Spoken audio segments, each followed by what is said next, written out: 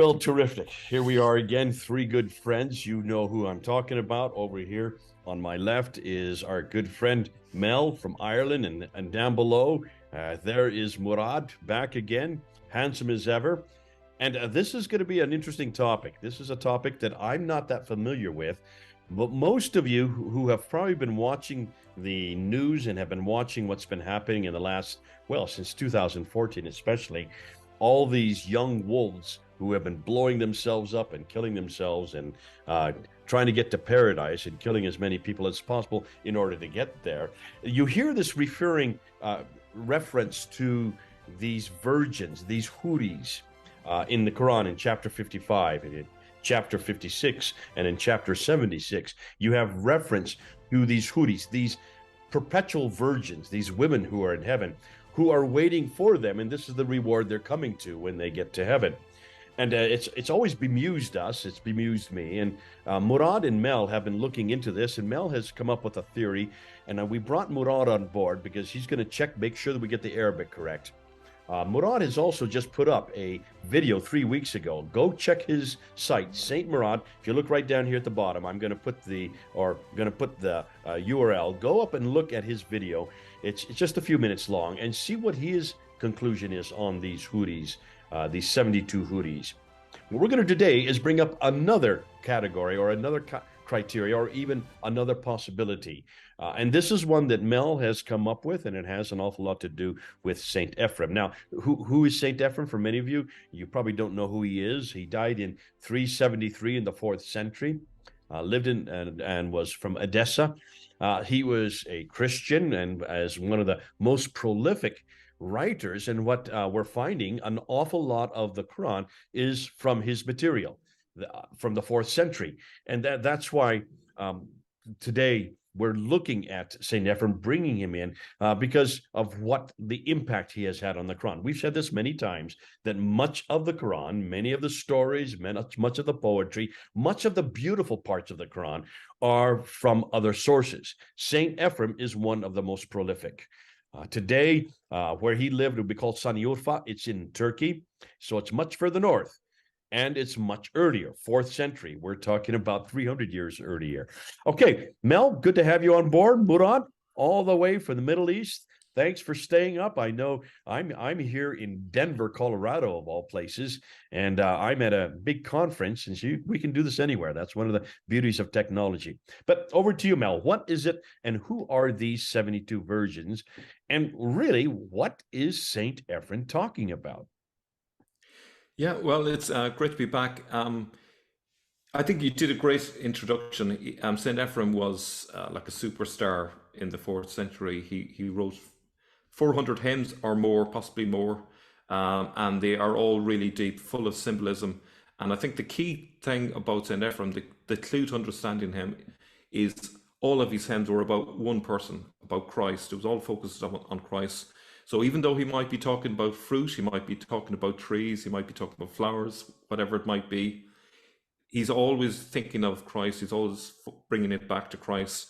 So don't be surprised if when you're looking at one of his hymns that actually that's what he's really talking about. The danger, of course, with symbolism is someone might come along, read it literally, and go away with the wrong end of the stick. And I think this is what's happened with many of the passages in the Quran. They've taken his text, not properly understood what it refers to, and deduced something else. And this is a fatal mistake. And it's kind of embarrassing now, as we'll see. So, Murad, good to have you on board as well. Thank you very much. It's always a pleasure to join you, Dr. Smith and Mel from Islamic Origins, of course. Murad, we've been doing this for quite a few years now, haven't we? And it's terrific to get your take on it, because not only are you a native Arab speaker, you're doing an entire new work. And just real quickly, the work you're doing on the Quran, can you just help us real quickly? I'd like people to know what you're doing with the Quran. Yes, I'm currently translating the Quran, and I know that people listening will say, well, we don't need another translation. I reply, this is a very big mistake, because what you have is not a translation. It's just like a phantom. So what I'm doing is actually I have built a dictionary from scratch, or you could call it a concordance, bringing every single word in the Quran with all its variations and bringing the synonyms closer together and trying to see exactly the subtle differences between every word. And this gets much different results than what we are actually used to. So my translation will be very different and very unique because this is work that has not been done before in this fashion. And actually, everyone who translates the Quran is obsessed with the Bible. They just say the words that is written in the King James Bible because this is what's closer to their mind and what's closer to their ear. This is wrong. You have to work it from scratch, and this is what I'm doing with the Quran translation right now. Brilliant. Murad, so good to have you on board. And you're going to be the one who is going to, that Mel's going to go to make sure we have the words correct, make sure we have the translations correct. When you finish your dictionary, we're going to make sure, I'm sorry, your translation of the Quran, we're going to get you up on board and we're going to push it out so everybody can buy it, use it, and then have it available in their own studies. Okay, Mel, back to you. Okay, so cracking St. Ephrem's code, I found this quote from him in his hymns on virginity. Wherever you look, God's symbol is there. Wherever you read, you will find his types. For him, all creatures were created, and he stamped all his possessions with his symbols when he created the world. So St. Ephrem is all about metaphor, he's all about symbol, and he pumps all of his hymns full of symbols, but they are all symbols to do with God and Christ in particular. And I think that's the clue to unravel the meaning behind his hymns. And of course, if the Quranic text is borrowing from his hymns, whether they realize it or not, they're borrowing the symbolism that he used originally. I like this quote from a movie, one of my favorite movies actually, the movie called The Way. It says, the idea of a pilgrim's journey on this road is a metaphor bonanza. Well, I'm going to suggest that for St. Ephrem, the vineyard is a metaphor bonanza, and he just loves this metaphor. And there's a good reason for it, because his own name means doubly fruitful. This symbolic meaning of his name related to fruit became a central motif of his hymns, known as madrashes, or teaching hymns. Murad, the word madrashe, that's obviously a Syriac word, but is there anything equivalent to that in Arabic? The closest would be madrasa, and darasa means study. So madrasa would not be a school, it will be exactly a studying place, a place for study. Yeah. So back in the 4th century, churches would have used these hymns as a way of teaching the congregation all about the gospel message. They were very useful, so they could fit a lot of the gospel message in the hymns. And I think even today that would be part of the function of hymns, but it was even more so back then. So that's Madrashi. I found this online.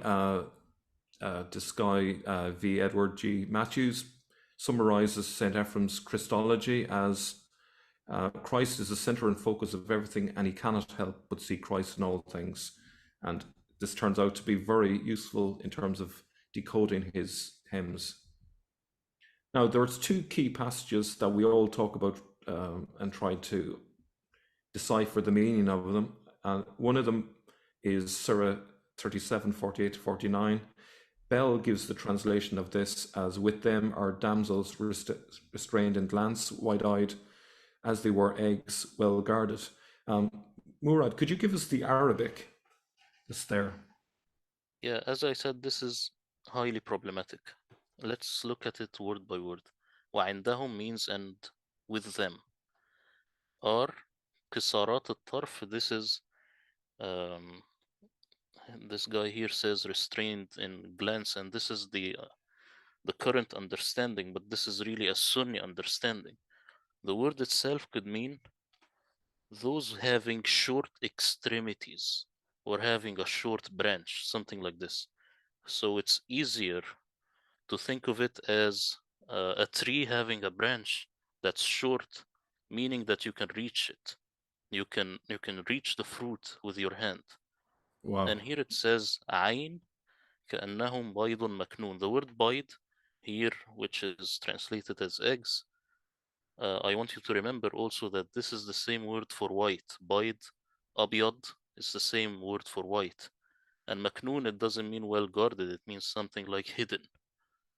You see, so this is the current Arabic, no Syriac influence in what I'm telling you right now.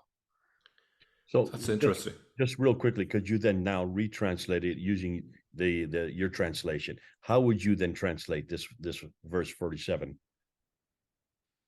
It will be something like, and with them are uh, short extremities um, as a source, as if it's hidden white, something like this.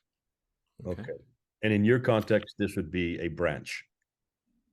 Yeah, yeah. A tarf is it's an extremity, but not only for a human being, an extremity for a tree also, like a branch. And the Yeah. white would refer to what?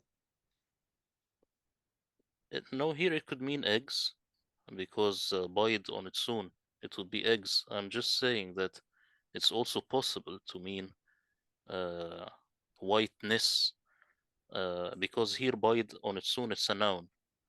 So you will have to say eggs. But this is, I'm speaking Arabic. Of course, I will hear Mel now what he says in Syriac. Yeah. So Luxembourg gives a meaning very similar to what you're saying. We'll come to that shortly. We're going to have a look at one other key ayah that actually has generated a lot of discussion, which is Surah 76:19. So Bell's translation is around. So I'll say that again. So Bell's translation is round amongst them go boys of perpetual youth, whom when one sees, he thinks them pearls unstrung. How would you state that in Arabic, and what meaning would you give to it? Yatuf comes from tawaf. It means circumambulate. So circumambulate upon them are wildan, and wildan comes from walad. Walad and yalid means give birth. So al-walid is one who gives birth. Walad is the one who is birthed. So this doesn't give you a gender. So it's wildan mukhalladun would be immortal children, not necessarily boys, because a boy is a sabi. It's the same word given for Jesus in the Quran where it says, "He have spoken as a sabi." This doesn't mean as an infant; it means as a boy, a young boy.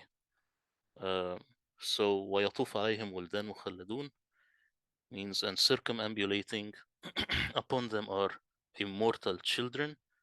إذا رأيتهم حسبت, if when you see them, you would reckon them to be um, pearls that are dispersed.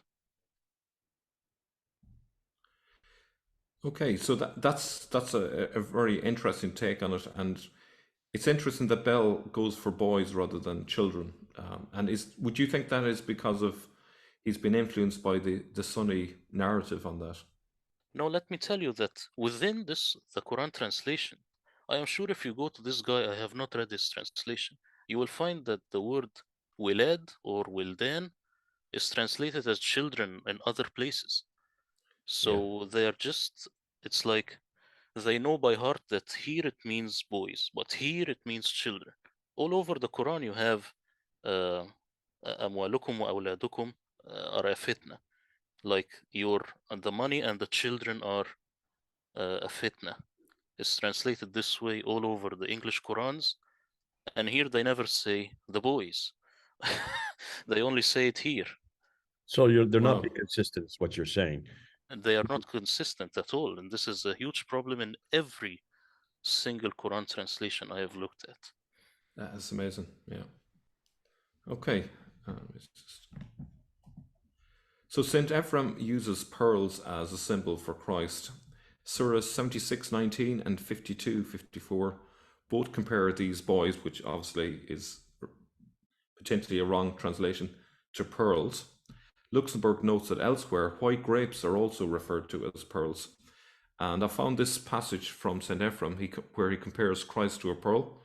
He says, "One day, my brothers, I picked up a pearl. I saw within it mysteries, O sons of the kingdom, images and types of that majesty. It became a fountain, and from it I drank of the mysteries of the Son." So you can see here he's identifying Jesus, who's the king, who's the Son, as the pearl. This might be a clue to the real meaning of the Quranic passage. So, why does the Quran refer to both white grapes and boys as pearls? So, what is the common factor here? Luxembourg asks, how can one linguistically make boys into grapes? Now, he suggests wildan is boy in Arabic, but you would say what, Murad? You just to reiterate. I would say child, not necessarily a boy. But remember, today in Arabic, when we say walad, we mean boy. So maybe Christoph Luxemburg is influenced by how we speak today. But when you go to the root, the word walad means a child, not necessarily a boy. Yeah. So Luxembourg, even though he's got the wrong end of the stick here, he still thinks there's a different meaning in the Syriac, but actually lines up with what you've just said. He says, however, in Syriac, yalda means both child and fruit, such as fruit of the vine in Syriac is yalda da japeta.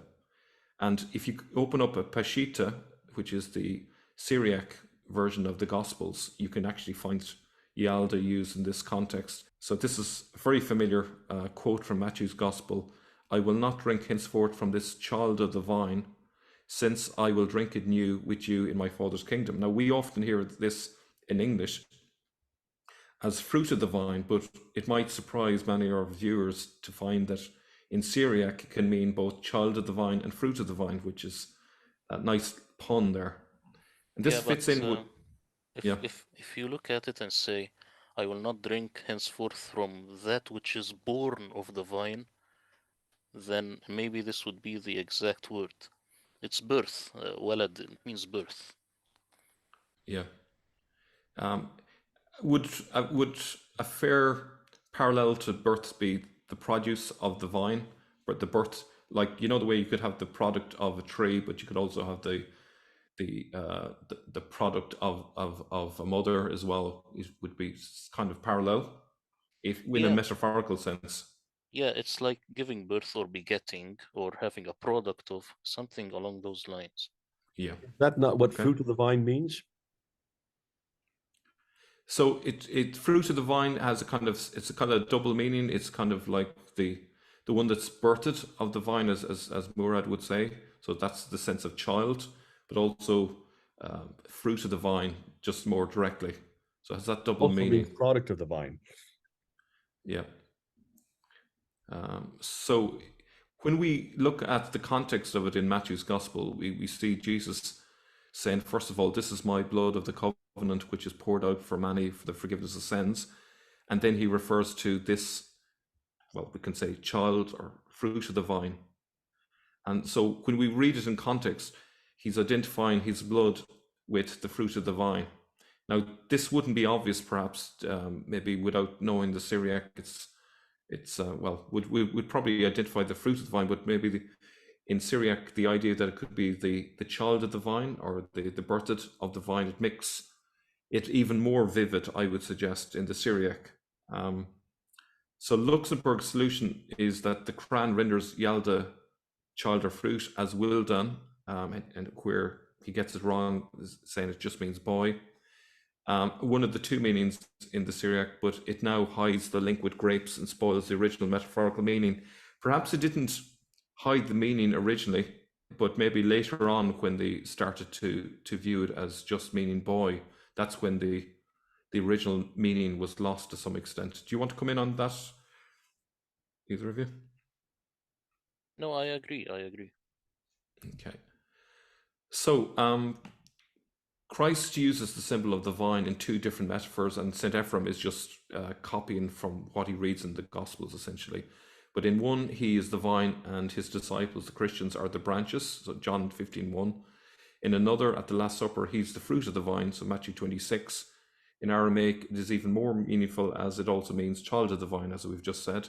The vine then can mean, in this context, Mary. St. Ephrem sometimes makes this metaphorical usage. It's not fixed. Depending on the context, he might use a different metaphor, still using the same ideas like vine, grapes, and so forth, depending on what he's trying to convey in the hymn. And I found this other passage, St. Ephraim talks about Eve and Mary in comparison to each other. So one is in the Old Testament, the other is in the New Testament, and he wants to suggest a contrast between the two. And he says, in place of that bitter fruit that Eve plucked from the tree, Mary gave mankind sweet fruit. And behold, the whole world enjoys the fruit of Mary.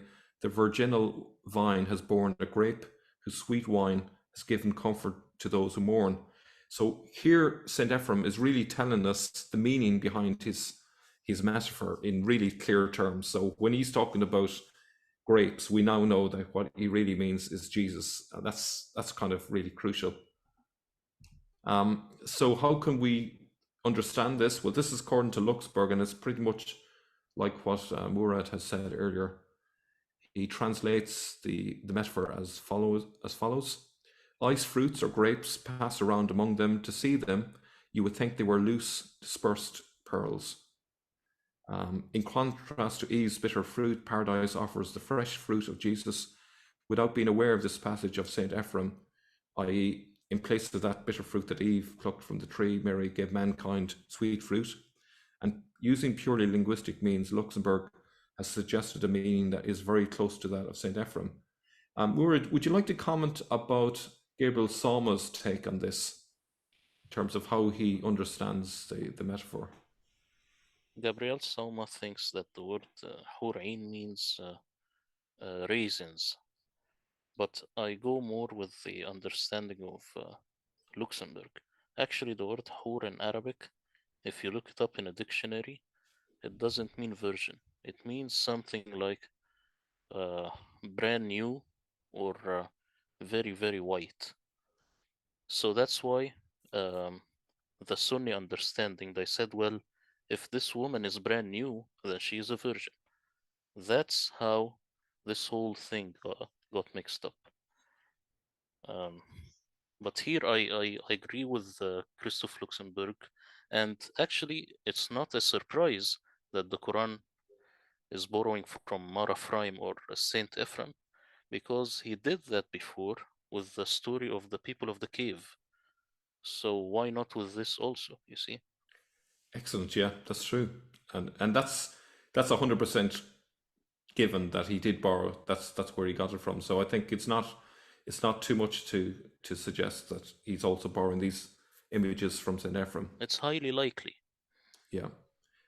Now, there are 400 hymns. Many of these hymns haven't been translated. It's possible that some of these surahs that we have may be just untranslated hymns that are there to be seen and compared, and which might actually be just point for point straight out St. Ephraim. Just to say that we are doing a study of this in London. We have a team that's working on this right now, and they're finding wholesale borrowings from St. Ephraim in the 4th century. Not just this is just one example of that. We'll be getting into that. We'll be introducing that probably later on in 2023. So don't be surprised that not only has this been borrowed from St. Ephraim, many of the best material that are in the Quran are also borrowed from him. And if you notice, it's always the best stuff as well in the Quran, like the most poetic, the most lyrical. It's from St. Ephraim. Could I just tell you one last thing, Mel, is that Gabriel Sauma also attests to the fact that most of the Quranic borrowing is from Saint Ephraim, even if he has a little bit of a different translation from Christoph Luxemburg. Also remember that the works that Saint Ephraim has written is equivalent to all of the Sahih al-Bukhari, all of the Sunnah, all of the Arabic literature, and multiply that by 10. Yeah, You see, it's huge. so it was like an ocean. Syriac was like an ocean, and Arabic was just like a lake. So Yeah. it's very likely that they were borrowing from him. Yeah. Okay, so this is a very common image of the story of Adam and Eve, and Satan is offering the fruit of the tree. Now, in the West, the image that we have would be what? What kind of tree would we be talking about? Well, we'd be typically assuming it's an apple tree, and there's a reason for that. In the West, Christians took the tree to be an apple tree due to a pun in Latin. The Latin word for apple is malum, while the Latin word for evil is malum, and it became popularized with passion plays in medieval Europe. But in Syriac-speaking countries, that wasn't the way that they understood the tree. Living in a Mediterranean country, they would have gone for vines, and there's plenty of vines mentioned in the Bible, so it made perfect sense for them to go with that take on the meaning. So based on the idea that the tree of knowledge is a way of partaking of God, some holy fathers, including St. Ephrem the Syrian, put forth the suggestion that the tree was a grapevine, for it was wine, the fruit of the grapevine, that Christ turned into his most pure blood during the Last Supper. The Lord said, I am the true vine, and my Father is the husbandman. John 15:1. Now we also have an example from the Peshitta, where it uses Yalda again as fruit or child. For St. Ephrem, sometimes the tree is God, at other times it is Mary, with Jesus as the fruit of the tree. One example comes from Luke 1:42, and it is translated as blessed is the fruit of your womb. These are the words of Elizabeth to Mary. And even when it was translated into Greek, they kept the word fruit. They could easily have said, blessed is the child of your womb, but they were conscious of the fact that there's like a double meaning in Syriac, a very kind of a poetic meaning, and they try to retain that in the Greek. Do either of you want to comment on any of that? No, I agree. Can I just go back to what you're saying a little bit earlier concerning the Western view of the apple tree or just a tree, fruit tree, versus the vine that we have in much of your Syriac writings? If that is so, then suddenly this makes sense. If the original tree, if the original fruit was a vine, then all the metaphors that we get of Christ comparing himself to the vine suddenly make sense, don't they?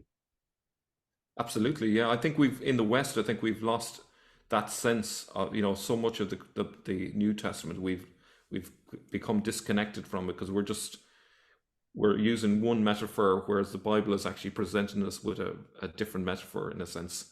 Yeah. Which now makes sense on what you're getting on in this whole episode, and that is we've got to get back to this idea of vine and the grapes and the first fruits and all this that's in heaven.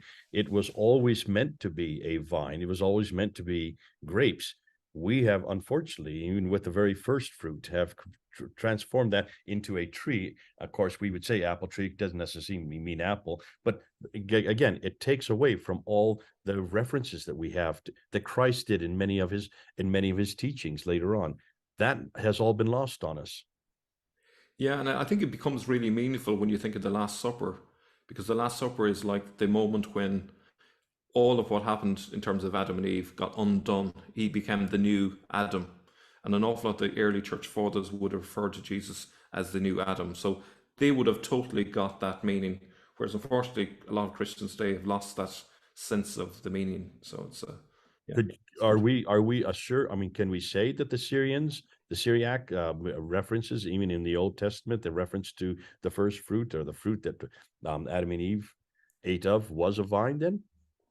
No, I think this is still in the realm of metaphor. So there was no unanimity among the church fathers. So some of them actually looked at the story and said, well, Adam and Eve had fig leaves, so maybe the tree was a fig tree, which makes perfect sense as well.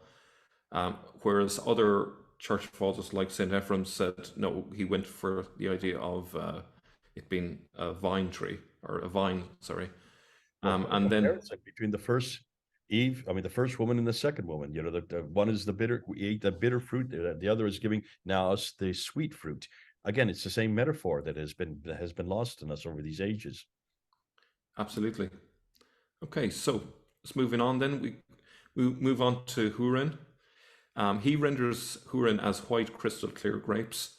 Griffiths says Luxembourg neglects finding instances of the actual currency in Syriac literature of phrases like his postulated white crystal grapes, construed on the basis of grammatical and lexical possibilities alone. So in Luxembourg's favor, he basically comes to his conclusion purely on linguistic means. So he's trying to avoid being influenced too much.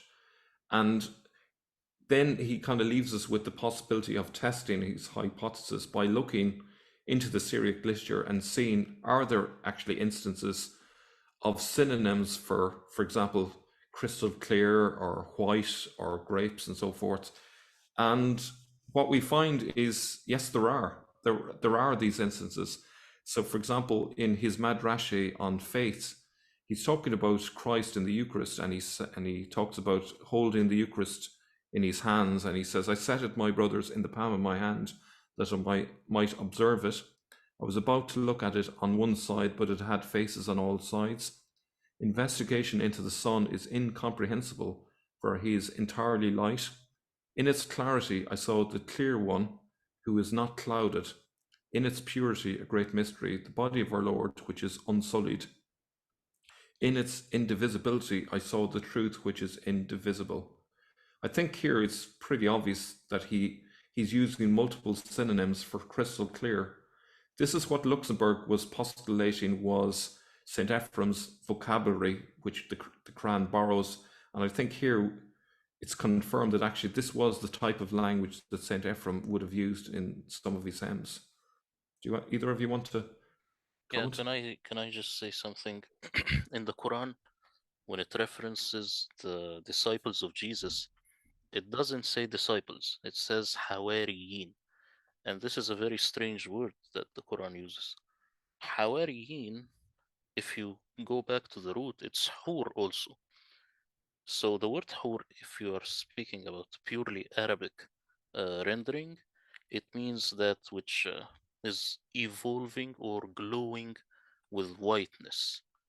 So this could be like a very exalting way of mentioning the disciples in the Quran with this same word. It's very strange how the Quran actually uses this word. That's interesting, yeah, because actually, if the word kind of relates to Christ, then his followers would be, as I say, literally Christians. So Hurrian is very They similar. are Hur also, and Yeah, they are Hur themselves. yeah, Yeah. yeah. That's cool.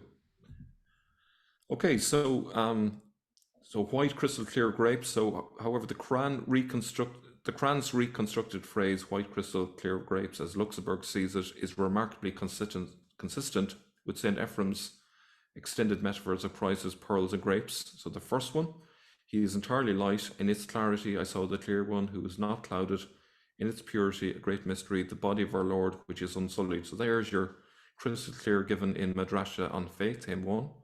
And then the second one, the virginal vine has borne a grape, whose sweet wine has given comfort to those who mourn. So we can see clearly he is using the very vocabulary that Luxemburg postulated. I think that's a good confirmation of his thesis. So he renders, and this being Luxemburg, he renders that Surah 37, 48 to 49 as they will have at their disposal hanging fruits for the picking, jewels like as were the pearls yet enclosed in the shell. So it's pretty much what you were saying earlier, especially when you were talking about the branches and plucking from the branches. And that's what Luxemburg concluded as well. Yeah, it's the same understanding, yes. So note that in this ayah, what we're seeing are two common symbols for Christ used by St. Ephrem, both grapes and pearls, and it's used in the same Quranic verse. What are the odds of that happening? And we can see the typical St. Ephrem imagery in Surah 76. So if we look at the first part there, the way, well, that's what Christianity was referred to in the first few centuries. Verse 5 then, the righteous will drink from a cup. That reminds me of the Eucharistic cup, a spring from which the servants of Allah will drink. That relates very much to John 4:13, where Jesus refers himself as a spring of water. And then ayah 8 fits perfectly with the parable of the sheep and goats. And then at the bottom there, verse 12, you can see a garden, and it fits in with St. Ephrem's idea of paradise as being like a garden where there are vineyards and grapes and wine and so forth. If we look at the next part of Surah 76, that's exactly what we find. Verse 14, shade hovering over them, and its fruit brought low within reach, exactly like what you were saying a few moments ago, Murad. Passing around them are vessels of silver and cups of crystal. A cup whose flavor is zanzabil, and then we have another reference to the sprinkled pearls, and this is pretty much an image of paradise as full of vines and wine and so forth. I don't know if either of you want to comment on any of that. Yeah, could I just say that the word that it's always translated as garden in the Quran, uh, garden gives the impression that it's kind of small, like you could have a garden in your house. Yeah, But when you look at the language in Arabic, it means something more like a forest. So Al-Jannah is a place where you have very high trees that makes a shade all over. yeah. So this, I don't know how this would enrich the what we are saying, but this is the reality of the word. Well, I think it does enrich it greatly because again, it follows Saint Ephrem's idea of paradise, as we're going to see next. Because I'm going to take a look at a hymn, and it's pretty much like what you've just said. Okay, so let's look at that next. So this is from Madrasha 9, 3, and 4. So I'm just going to read from it. This is, as I say, it's from a Madrasha on the subject of paradise. We can see that Luxembourg's rendering fits with Ephrem's hymn perfectly. So here it is. Should you wish to climb up a tree with its lower branches, it will provide steps before your feet, eager to make you recline. In its bosom above, on the couch of its upper branches, so arranged is the surface of these branches, bent low and cupped, while yet dense with flowers, that they serve as a protective womb for whoever rests there. Who has ever beheld such a banquet in the very bosom of a tree, with fruit of every savour ranged for the hand to pluck? Each type of fruit in due sequence approaches, each awaiting its turn, fruit to eat and fruit to quench the thirst. To rinse the hands there is dew, and leaves to dry them with after a treasure store which lacks nothing, whose Lord is rich in all things. Now, Murad, you just referred to the word garden as forest. This sounds very much like St. Ephrem's idea of paradise, where we just literally are in a forest and climbing up the branches and so forth. Actually, when you are reading now, it's very hard to imagine that this is the Quran is not influenced by this. I am translating this stuff, and almost every word you have read, I have seen in the Quran, but in scattered places. The word Jannah, as I told you, uh, if you have Jannah, means you are covered. So it has to have covering and shading all over. It's not just a garden. It's a large forest. Yeah, brilliant. Okay, it sounds very promising actually in terms of the links here. So just to round up this, a summary of the key decodings that I've suggested today. The grapes or grape is Jesus. He's the fruit of the vine. He's the child of the vine. Then the pearl again is Jesus, and we have a gospel passage, Matthew 13:45. He's referred to as the pearl of great value. Okay. And then if we look at the virgins of paradise, they're actually Jesus and Mary, because if Jesus is the grapes and Mary is the vine, who offers a womb-like welcome to the souls, all of this got muddled, and Muslims were left with a confused idea of the Houris as ever virgin concubines in paradise. This was probably shaped by the influence of the harems at caliph palaces, which became the model and daydream of high society. That would be my speculation on how it went from grapes and vines to these houris in paradise. What do you think of that idea, Murad? I like the idea. I just want to remind you also that the word bikr, that in Arabic they say it means virgin. As I told you, it means brand new. When you say bakr in Arabic, especially in the Quran, it means a brand new morning, the morning from the very start. So it means virgin, but not as a young woman who is necessarily a virgin. It means brand new. So the connection that you are making here, I think, is probable also. Yeah. So like if the idea of freshness really is conveyed. Exactly. So just as Eve offered the fruit in paradise, Mary was the new Eve offering the sweet fruit, Jesus, in paradise. Somehow over time, separated from its Christian roots, the idea of Mary in paradise morphed into the Islamic blasphemous idea of Houris in paradise, in complete contradiction of the Bible. And this is something that we often neglect to point out. This is Jesus' words: at the resurrection, people will neither marry nor be given in marriage. They will be like the angels in heaven. So if the Quran is meant to confirm the Bible, they've obviously missed this verse because this contradicts their interpretation. And lastly, 72 virgins. Nowhere in the Quran does it refer to 72 virgins. This appears to come from Al-Tirmidhi. My speculation is perhaps 72 was drawn from the idea of 72 hours being 3 days, the length of time Jesus was buried in the tomb.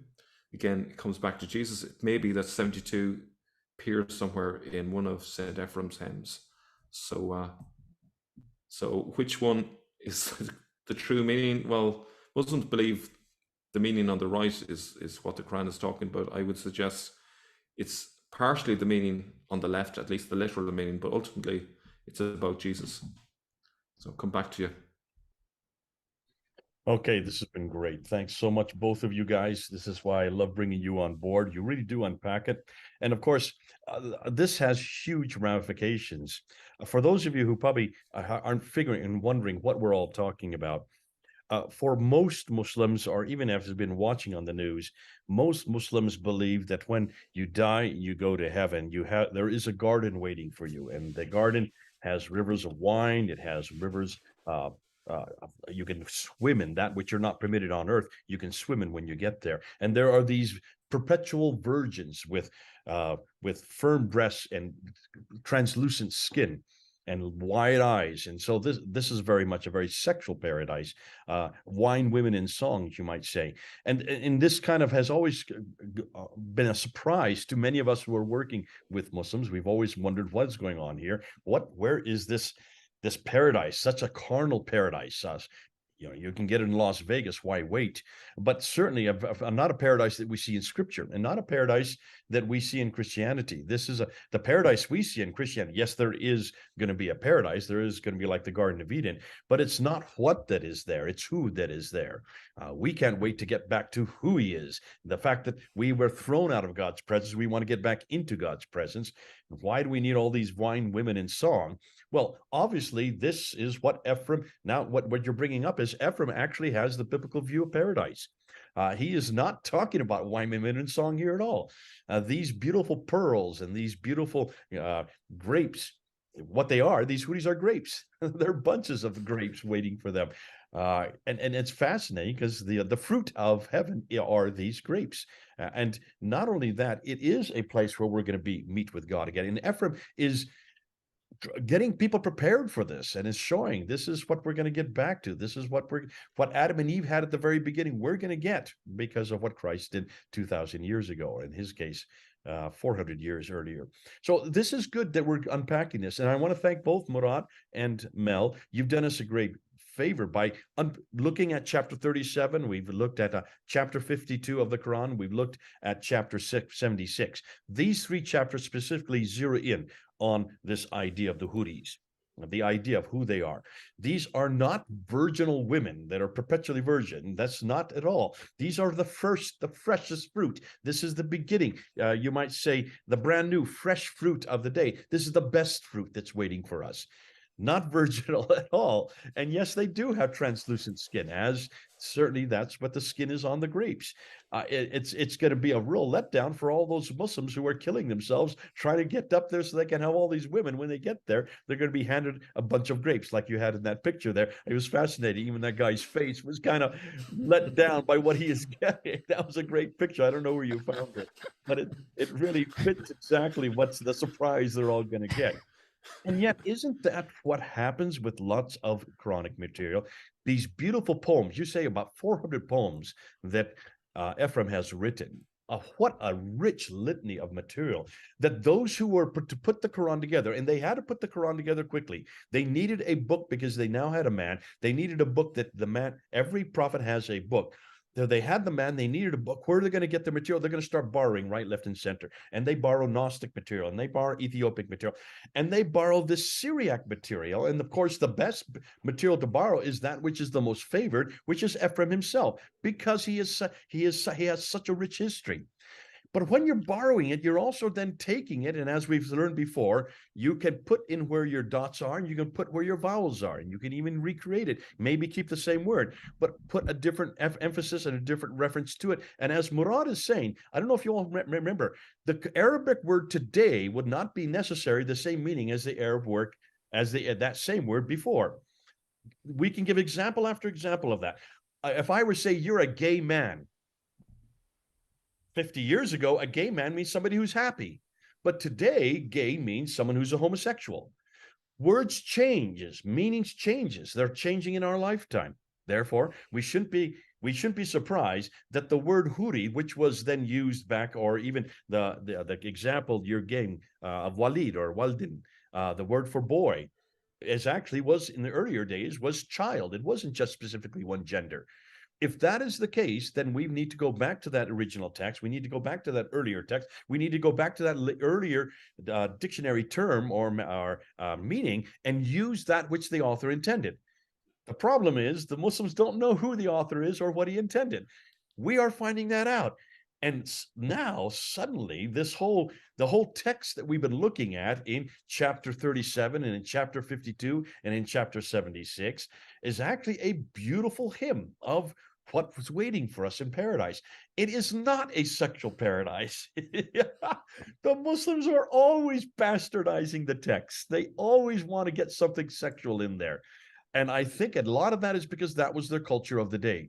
In the 8th and 9th century, this is what men did. They grabbed as many women that their right hand possesseth. It's right through the Quran. As many women as your right hand possesseth, and they use them as chattel. And why stop at 10? Why stop at 20? Let's go with 72, because that will be even more attractive for every man. And by the time it's written down by Tirmidhi, now Tirmidhi is writing this down in the late 9th century. So that's 300 years after the fact, if we even know if Tirmidhi is the author. So thanks so much, you two. This has been good. And we're going to be doing more of this. As we've said earlier in this episode, we're going to be unpacking an enormous amount of this new material.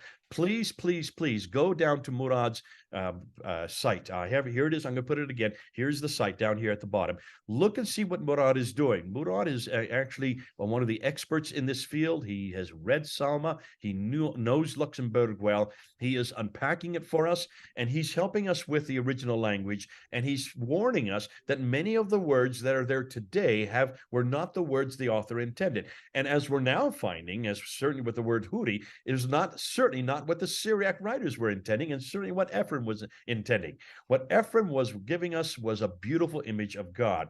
All the way through is a beautiful image of Jesus. The pearl is Jesus. We see now the grapes are Jesus. The virgins are Mary and Jesus. Surprise, surprise. It's all about Jesus. Have you noticed almost everything we've come to comes back to Jesus? God bless you, Mel, and thank you so much, Murad. You guys are doing a great work. It's so good to have you on the team. It's great to have you bring you on board again, and we'll do this again. We'll bring up some more new ideas as we unpack the Quran. We're finding it that more and more that we look at, the more, as we said, the more we scratch, the more we find. The more we find, the more they whine. The more they whine, the more we shine. Oh, how sublime. Why do we shine? Because it's all about Jesus. And we want to bring you all back to Jesus. God bless you. Thanks, Murad, for coming with us from way down there in the Middle East. And thanks, Mel, for coming on board also and introducing this, putting the PowerPoint together and walking us through it there in Ireland. This is Jay, Mel, and Murad. Over and out.